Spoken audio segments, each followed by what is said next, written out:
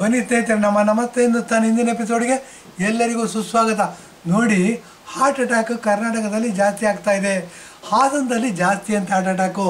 ಈ ಹಾರ್ಟ್ ಅಟ್ಯಾಕಿನ ಬಗ್ಗೆ ವಿಶೇಷವಾದ ಚರ್ಚೆಗಳು ನಡೀತಾ ಇದೆ. ಅನೇಕ ತಜ್ಞರು ಸೇರಿಸ್ಕೊಂಡು ಚರ್ಚೆ ನಡೀತಾ ಇದೆ. ಸರ್ಕಾರಕ್ಕೆ ಒಂದು ವರದಿ ಕೊಡ್ತಾರಂತೆ. ಆ ವರದಿ ಕೊಟ್ಟ ಮೇಲೆ ಸರ್ಕಾರ ಸೂಚನೆಗಳನ್ನ ಕೊಡುತ್ತೆ. ಹಿಂಗೆ ಮಾಡಿ, ಹಿಂಗೆ ಮಾಡಬೇಡಿ, ಹಿಂಗೆ ಮಾಡೋದ್ರಿಂದ ಹಾರ್ಟ್ ಅಟ್ಯಾಕ್ ಆಗುತ್ತೆ ಅಂತ ಅಂದ್ಬಿಟ್ಟು. ಓಕೆ, ಇದೊಂದು. ಈಗ ನಾವು ಹೇಳೋದೇನು ಅಂತಂದರೆ, ಹಾರ್ಟ್ ಅಟ್ಯಾಕ್ ಆಗೋದಕ್ಕೆ, ಹೃದಯ ಸ್ತಂಭನ ಆಗೋದಕ್ಕೆ, ಹೃದಯದ ಕೆಲಸದಲ್ಲಿ ವ್ಯತ್ಯಾಸ ಆಗೋದಕ್ಕೆ ಕಾರಣ ಏನು ಅನ್ನೋದು ಸಾವಿರಾರು ಕಾರಣಗಳು ಹುಡುಕ್ಬೋದು. ನಮ್ಮ ಬದುಕಿನ ಪದ್ಧತಿ, ನಮ್ಮ ಜೀವನ ಶೈಲಿ ಅಂತ ಬಂದಾಗ ಏನಾಗುತ್ತೆ, ಮುಂಚೆಗಿಂತಲೂ ಈಗ ಹಾರ್ಟ್ ಅಟ್ಯಾಕ್ ಜಾಸ್ತಿ ಆಗಿದೆ. ಮುಂಚೆಗಿಂತಲೂ ಹಾರ್ಟ್ ಅಟ್ಯಾಕ್ ಅಂದರೆ, ಈಗ ನಾನು ಉದಯ ನಾರಾಯಣ ರೆಕಾರ್ಡ್ ಮಾಡ್ತಾಯಿದ್ದೀನಿ 70 ವರ್ಷ.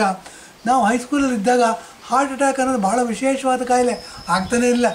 ಎಲ್ಲೋ ವರ್ಷಕ್ಕೊಂದೋ ಎರಡೋ ಕಿವಿಗೆ ಬೀಳೋದು, ಈ ಥರ ಇದ್ದಿದ್ದು ಇವತ್ತೇನಾಗಿದೆ, 14-15 ವರ್ಷದವರೆಗೂ ಹಾರ್ಟ್ ಅಟ್ಯಾಕ್ ಅಂತೆ, 20 ವರ್ಷದವ್ರಿಗೂ ಹಾರ್ಟ್ ಅಟ್ಯಾಕ್ ಅಂತೆ, 30-40 ವರ್ಷದವ್ರಿಗೂ ಹಾರ್ಟ್ ಅಟ್ಯಾಕ್ ಅಂತೆ, ಮದುವೆ ಆಗಿದ್ದಂತೆ ಹಾರ್ಟ್ ಅಟ್ಯಾಕ್ ಅಂತೆ, 40-50 ವರ್ಷದವ್ರಿಗೆ ಹಾರ್ಟ್ ಅಟ್ಯಾಕ್ ಅಂತೆ, 50 ವರ್ಷ ಆದಮೇಲೆ ಅಂತ ಬಿಡಿ ಅರ್ಧಕ್ಕರ್ಧ ಜನ ಹಾರ್ಟ್ ಅಟ್ಯಾಕಿಂದ ಸಾಯ್ತಾರೆ ಅನ್ನೋದು ಜನರಲೈಸ್ ಮಾಡಿಬಿಟ್ಟಿದ್ದೀವಿ ನಾವೇ.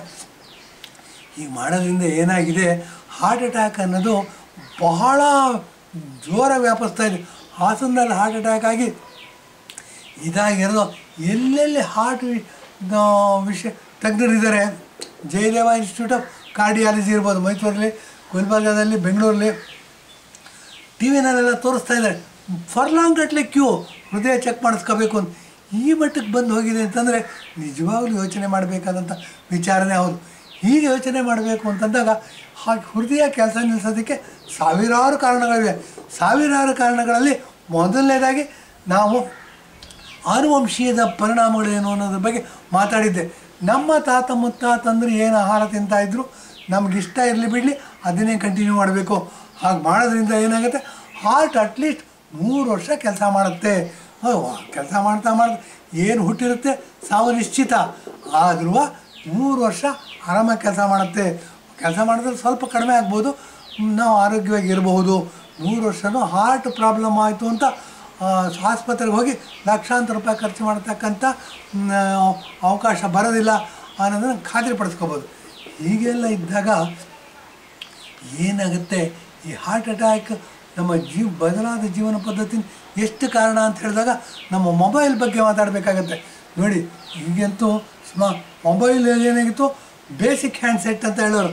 ಬೇಸಿಕ್ ಹ್ಯಾಂಡ್ಸೆಟ್ ಅಂದರೆ ಏನೋ ಹಳೆ ಮೊಬೈಲ್ ಇರೋದು, ಅದು ರಿಂಗ್ ಬರೋದು, ಮಾತಾಡ್ತಿದ್ವಿ, ಒಳಗೆ ಇಟ್ಕೊತಿದ್ವಿ.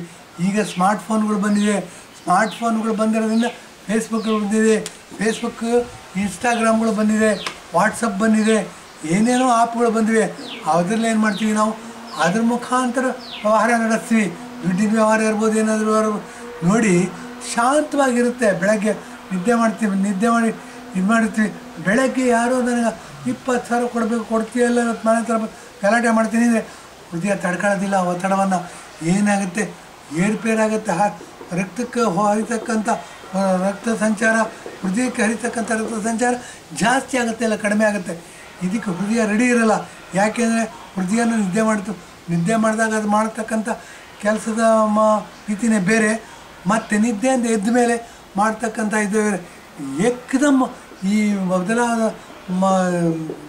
ನ್ಯೂಸ್ ಬರೋದ್ರಿಂದ ಏನಾಗುತ್ತೆ, ನಮ್ಮ ಮೇಲೆ ಬಹಳ ವ್ಯತಿರಿಕ್ತವಾದ ಪರಿಣಾಮ ಬೀಳುತ್ತೆ. ಟಿ ವಿ ಬಹಳ ದೊಡ್ಡ ಪ್ರಮಾಣ, ಮೊಬೈಲ್ ಬಹಳ ದೊಡ್ಡ ಪರಿಣಾಮ ಬೀರುತ್ತೆ. ಮೊಬೈಲಲ್ಲಿ ಏನು ಮಾಡ್ತೀವಿ, ಬೆಳಗ್ಗೆ ಎದ್ದ ತಕ್ಷಣ ನ್ಯೂಸ್ ಮಾಡ್ತೀವಿ.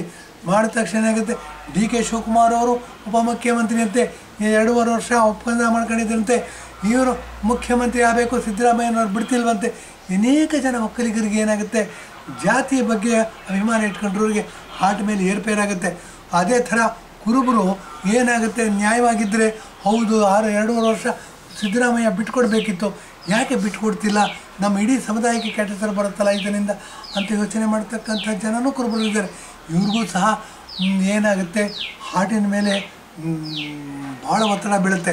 ಇದೇನಾಗುತ್ತೆ, ರಾತ್ರಿಯೆಲ್ಲ ನಿದ್ದೆ ಮಾಡಿದಾಗ ಹಾರ್ಟ್ ಒಂಥರ ಕೆಲಸ ಮಾಡ್ತಿರುತ್ತೆ ನಿದ್ದೆನಲ್ಲಿ. ಏಕದಮ್ ಬೆಳಗ್ಗೆ ಎದ್ದ ತಕ್ಷಣ ನ್ಯೂಸ್ ನೋಡೋದ್ರಿಂದ ಅಥವಾ ಮೊಬೈಲಲ್ಲಿ ಯಾರಾದರೂ ಈ ಥರ ವಿಚಾರ ಹೇಳೋದ್ರಿಂದ ಏನಾಗುತ್ತೆ, ಕೆಟ್ಟ ಪರಿಣಾಮಗಳು ಬೀರಿ ಏನಾಗುತ್ತೆ, ರಕ್ತ ಸಂಚಾರದಲ್ಲಿ ಏರ್ಪೇರಾಗುತ್ತೆ. ಮತ್ತು ಕೊಲೆಸ್ಟ್ರಾಲು ಸಹ ಏನಾಗುತ್ತೆ, ಜಿಡ್ಡಿನ ಅಂಶ ಇರುತ್ತೆ ರಕ್ತದಲ್ಲಿ, ಅದು ವಿಷ ಆಗಿ ಪರಿಣಾಮ ಆಗುತ್ತೆ. ಯಾವಾಗ ರಕ್ತದಲ್ಲಿ ಸೇರ್ಕೊಳ್ಳುತ್ತೆ ಆವಾಗ ಸಹ ನಮ್ಮ ಹೃದಯ ಕೆಲಸ ಮಾಡೋದ್ರಲ್ಲಿ ವ್ಯತ್ಯಾಸ ಆಗುತ್ತೆ. ಈ ಹೃದಯ ಕೆಲಸ ಮಾಡೋದ್ರಲ್ಲಿ ವ್ಯತ್ಯಾಸ ಆಯಿತು ಅಂತಂದರೆ ಅನೇಕ ಥರದ ಸಮಸ್ಯೆಗಳು ಬಂದು ನಾವು ಸಾವುಗಳು ಪಡ್ತೀವಿ. ಇದನ್ನೆಲ್ಲ ಇದು ಮಾಡಬೇಕು ಅಂದರೆ ನಮ್ಮ ಮೊಬೈಲು ಬಹಳ ಇಂಪಾರ್ಟೆಂಟ್ ಪಾತ್ರ ವಹಿಸ್ತಾ ಇದೆ. ಬರೀ ಅದನ್ನು ಮಾತುಕತೆಗೆ ಮಾತ್ರ ಉಪಯೋಗಿಸ್ಬೇಕು. ಅದೇನಾಗಿದೆ, ಮಿನಿ ಕಂಪ್ಯೂಟರ್ ಆಗಿದೆ. ಏನಾಗುತ್ತೆ, ಏನೇನೋ ಬೇಕಾಗಿರೋ ಬೇಡದೇ ಇರೋದೆಲ್ಲ ನೋಡ್ತೀವಿ. ಸಣ್ಣ ಮಕ್ಕಳಂತೂ ಏನೇನೋ ಬ್ಲೂ ಫಿಲ್ಮ್ ಎಲ್ಲ ನೋಡ್ತಾರಂತೆ. ಅದು ಬಹಳ ಕೆಟ್ಟ ಪರಿಣಾಮ. ತಂದೆ ತಾಯಿಗಳು ಮಗ ಅದು ನೋಡ್ತಿದ್ದಾನೆ ಅಂತಂದರೆ ಇವ್ರ ಹಾರ್ಟ್ ಒತ್ತಡ ಜಾಸ್ತಿ ಆಗುತ್ತೆ, ತಂದೆ ತಾಯಿಗಳಿಗೆ ಜಾಸ್ತಿ ಆಗುತ್ತೆ, ಮಕ್ಕಳಿಗೆ ಜಾಸ್ತಿ ಆಗುತ್ತೆ. ಹೀಗಾಗಿ ಮಕ್ಕಳು ಬೇಕಾಗಿರೋದು ಬೇಡದೇ ಇರೋದೆಲ್ಲ ನೋಡೋದ್ರಿಂದ ಏನಾಗುತ್ತೆ, 15ನೇ ವರ್ಷ 16ನೇ ವರ್ಷ 10 ವರ್ಷಕ್ಕೇ ಹಾರ್ಟಿನಲ್ಲಿ ಉದ್ವೇಗ ಜಾಸ್ತಿ ಆದರೆ ಹಾರ್ಟಿನ ಒತ್ತಡ ಜಾಸ್ತಿ ಆಗುತ್ತೆ.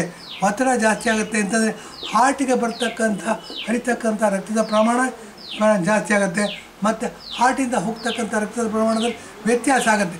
ಇದು ಆಗೋದ್ರಿಂದ ಏನಾಗುತ್ತೆ, ಹಾರ್ಟಿನ ಮೇಲೆ ಪ್ರಾಬ್ಲಮ್ ಆಗುತ್ತೆ.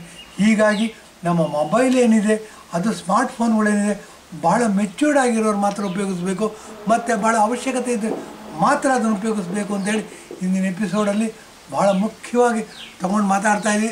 ಇಂದಿನ ಹಾರ್ಟ್ ಒತ್ತಡ ಜಾಸ್ತಿಯಾಗಿದೆ, ಹಾರ್ಟಿನ ಮೇಲೆ ದುಷ್ಪರಿಣಾಮ ಬೀಳ್ತಾ ಇದೆ, ಹಾರ್ಟ್ ಅಟ್ಯಾಕ್ ಜಾಸ್ತಿ ಆಗ್ತಾಯಿದೆ, ಸಣ್ಣ ಮಕ್ಕಳು ಸಾಯ್ತಾ ಇದ್ದಾರೆ, ದೊಡ್ಡವ್ರ ಮೇಲೆ ಹಾರ್ಟ್ ಅಟ್ಯಾಕ್ ಜಾಸ್ತಿ ಆಗ್ತಾಯಿದೆ ಅಂತ ಹೇಳಿದ್ರೆ ಮೊಬೈಲು ಸಹ ಇದಕ್ಕೆ ಕಾರಣ. ನಮ್ಮ ಜೀವನ ಶೈಲಿ ಬದಲಾಗಿದೆ. ಎಲ್ಲಿ ಅವಶ್ಯಕತೆ ಇದೆ ಅಲ್ಲಿ ಮಾತ್ರ ಮತ್ತು ಮಿನಿಮಮ್ ಆಗಿ ಯೂಸ್ ಮಾಡಬೇಕು ಅಂತೇಳಿ ಇಂದಿನ ಎಪಿಸೋಡ್ ಮುಗಿಸ್ತಾ ಇದ್ದೀನಿ. ಧನ್ಯವಾದ, ನಮಸ್ಕಾರ.